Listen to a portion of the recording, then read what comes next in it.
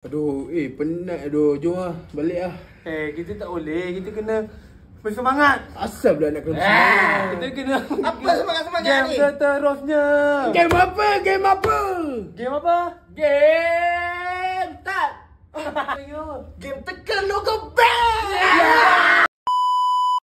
Lu, boy, mula dah nak lu. Alah, dia baca di mana-mana. E tak tak. Tak, huruf. A. Okey. Oh ni. Okey. Ahmad Bang. Elvin Bang. Betul. Bang. Bang. Oh ni. Aku tahu. Elias Bank. Betul. Alah ni senang. Oh, M-Bang. Oh, yang. Oh iya. Bang. Betul. Ni public goal. Betul. Muamalat bank. Betul. Ni bang apa ni? Ni bank badminton. Bank badminton. Badminton. Badminton. Ni badminton. Bang. Bang. Mula. Oh. Oh. Bang. Oh, itu bank. Kau tak tahu ke belakang? Aku boleh jawab. Oh. Ni O, tengok O. Okay. EM Bank. Salah. Belakang. Tahu? Okay. Jawapan dia OCBC Bank. Oh, ni. CIB Bank, MF Bank. Mula huruf. H. Dah agak dah. Happy. Salah. Hang Leong Bank. Salah. Tabung haji. Salah.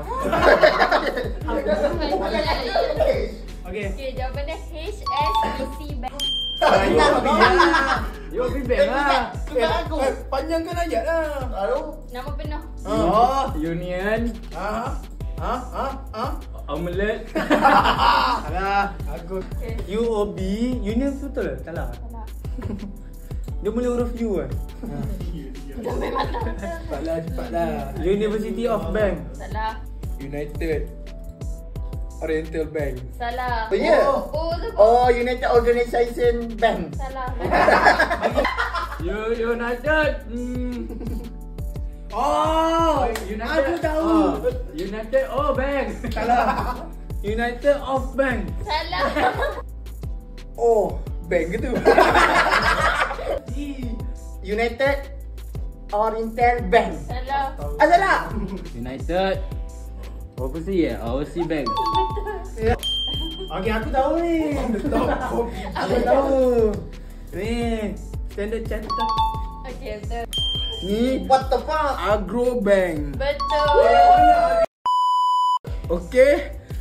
Bermakna kita orang pun dah tahu nama-nama bank dan teka ada yang betul. Aduh, ada yang salah. Tapi dengan ini kita orang boleh tahu yang kita orang power. Okey, dengan ini kita akan jumpa di next game di Cendawan Perak.